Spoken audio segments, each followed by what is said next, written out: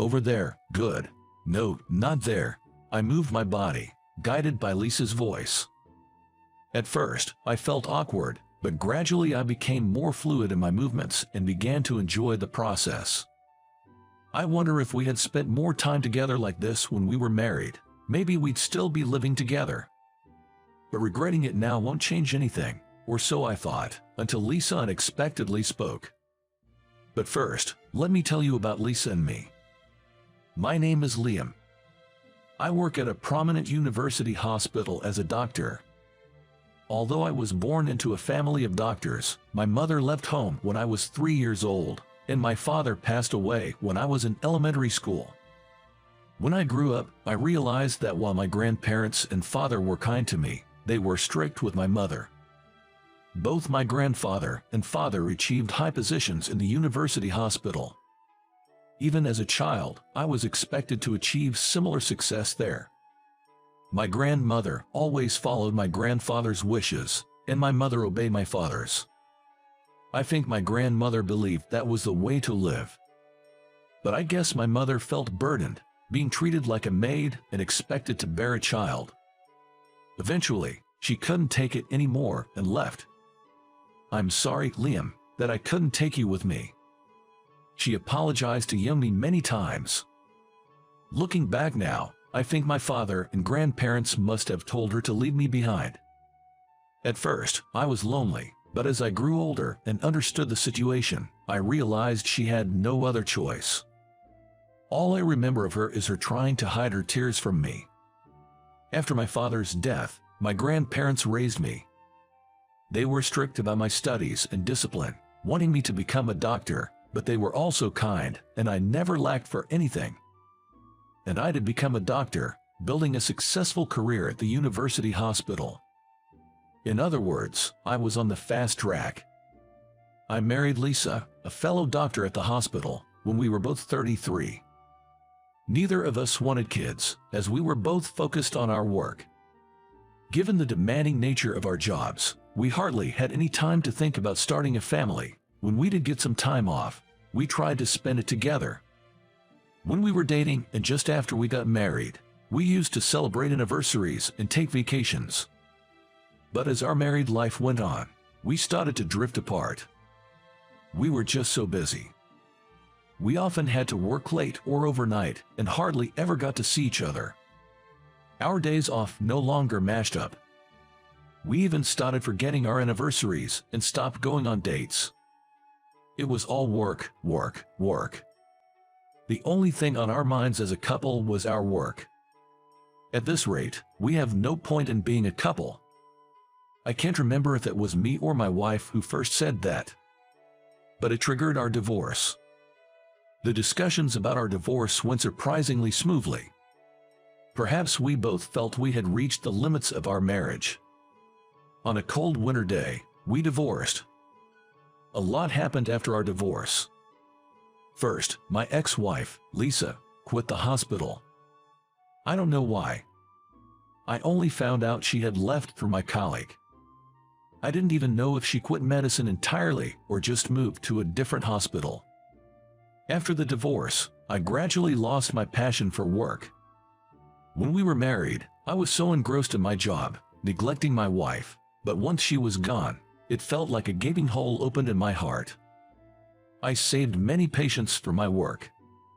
But seeing patients being discharged often made me feel lonely.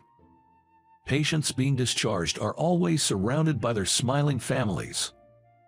It was a stark reminder of how alone I truly was. Is this life okay for me? What is happiness for me? I started to wonder if I'd just continue to climb the ladder, accumulate wealth, and then die alone. Such thoughts made me lose the desire to work. Around that time, my grandparents, who had raised me, passed away one after the other. I was truly alone. 2 years had passed since our divorce, and I had turned 40. I quit the hospital. In the end, I couldn't regain my passion for the job. With the substantial savings, I became somewhat of a recluse. Despite wanting to move forward, grappling with questions about my own happiness, I found myself stuck. Every day, I was plagued by the vague anxiety of not knowing what to do next. That's when it happened. I received a sudden call from my ex-wife, Lisa, saying she wanted me to meet someone. Ignoring my confusion, Lisa specified a time and place for us to meet and hung up. I didn't seem to have a say in the matter. I got a haircut and freshened up for the first time in a very long time and headed for the coffee shop where we were to meet. Lisa was already there, but she wasn't alone. A young woman in her 20s was with her. As I looked surprised, Lisa greeted me in her usual manner. "It's been a while. You don't look great." I couldn't deny it. Since the divorce, my diet had been erratic. I hadn't weighed myself recently, but I was probably skinnier than when we were married. "You seem well, Lisa. There's a lot I want to talk about, but who's she?" "She's your sister." I was stunned by Lisa's words. "I'm an only child. My mother left when I was 3, and my father has passed away, so I naturally don't have any siblings, neither a sister nor a brother." I believe Lisa should have known that too. Seeing my confusion, Lisa started to introduce the woman to me. "This is Missy. Your mother remarried. Missy was born from that marriage with her new husband, so, while she has a different father, she's genuinely your sister. A child of the mother who left." That convinced me. I felt embarrassed to admit, but I hadn't considered the possibility of my mother remarrying and having another family. But thinking about it, it made sense. I heard she was in her 20s when she left.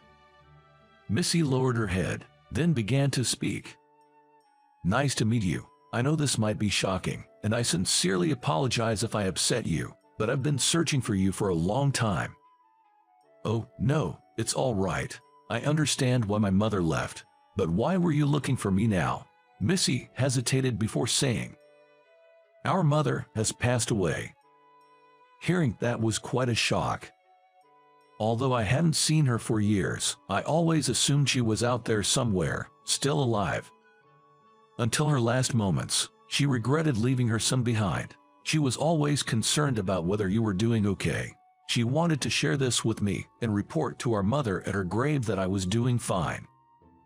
Without any information other than my first name, she asked me at various hospitals, "Do you know anyone named Liam walking around looking for me?" I was surprised by my sudden discovery of a sister.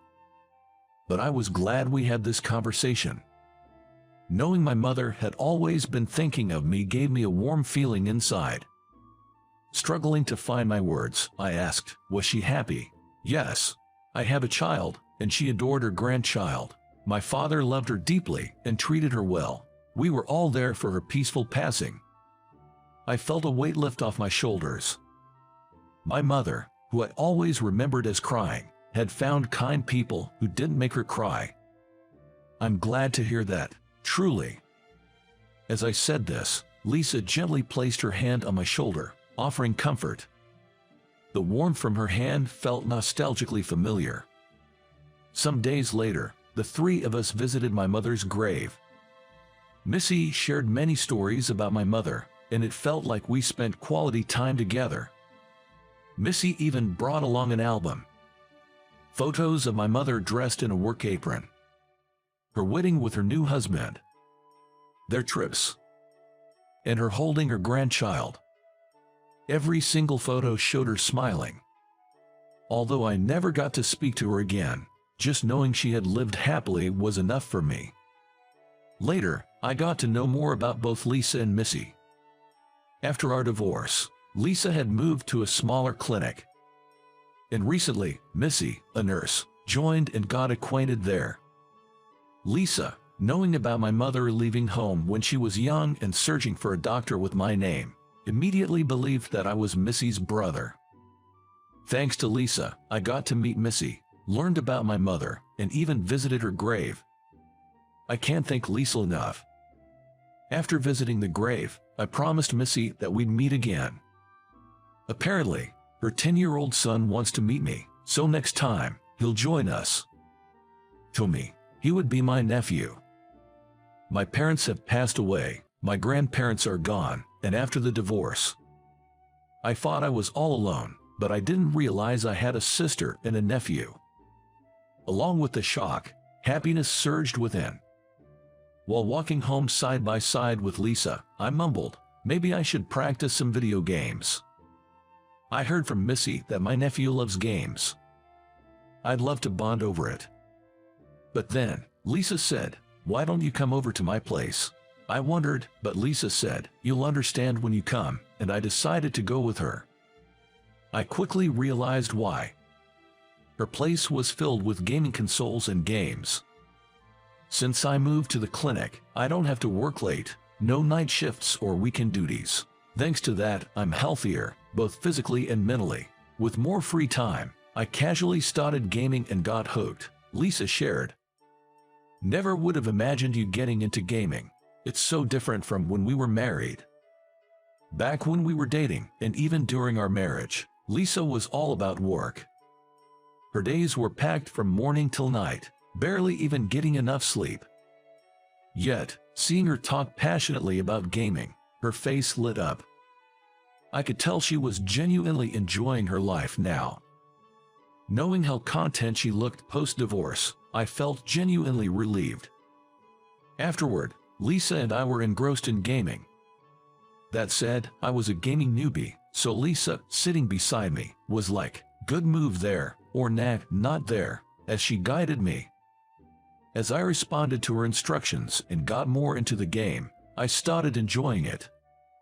The hours spent gaming with Lisa were just too fun. If during our marriage, I had focused more on moments like this instead of just work, perhaps we wouldn't have drifted apart and would still be living together. Such thoughts were running through my mind when our eyes met. You were thinking about us, weren't you? She hit the nail on the head, and I was at a loss for words. Were you thinking about our time during our marriage? Jess, back then, it was all about work. I mean, I knew spending time with you outside of work was enjoyable, but I never really cherished it or gave it much thought. I've regretted that. Lisa had a smile on her face. I think those work-focused days were fulfilling, but now, I feel amazing, and I appreciate the calm days I have. That's why I don't regret our divorce. I heard from a colleague that you've been shutting yourself in at home. You can't continue like that. Find something you love and get on with your life. Though Lisa said it lightly, but I could tell from her expression that she was serious. After our divorce, it seemed like I was the only one who had stopped in time. Lisa properly faced herself that her marriage didn't work out. She values the time she can relax and find something she loves to do by changing the way she works. I am ashamed of myself for shutting myself away and saying that everything is not going well. Yeah, I get that. I want to think that our divorce, as much as I don't regret it, was a necessary step for moving forward. I'm done feeling sorry for myself whenever things don't go well. On this day I stopped being a recluse. I began job hunting afterward and got a position at a small private clinic. There was a gap in my career, so I had to start with relearning things, but the thrill of stepping into something new was there, and I looked forward to work every day. And then, I got completely hooked on gaming. Now, my nephew and Lisa are my gaming buddies. Today, we're all playing an online game together. In the middle of our game talk, out of the blue, my nephew dropped a bombshell. Why aren't you two getting married? Stumped for a response, Lisa burst out laughing. She playfully responded, well, it's up to Liam here. Her response got my heart racing, and I started plotting in my head on how to ask her out soon. My nephew's cheerful voice echoed, good for you, uncle. Playing games with family, pondering confessing my feelings for someone special. My life now feels truly peaceful. I earn less than before, and there's no ladder to climb career-wise. Still, this life of smiles and happiness is what I wanted. From now on, I want to make sure I focus on and cherish the things close to me.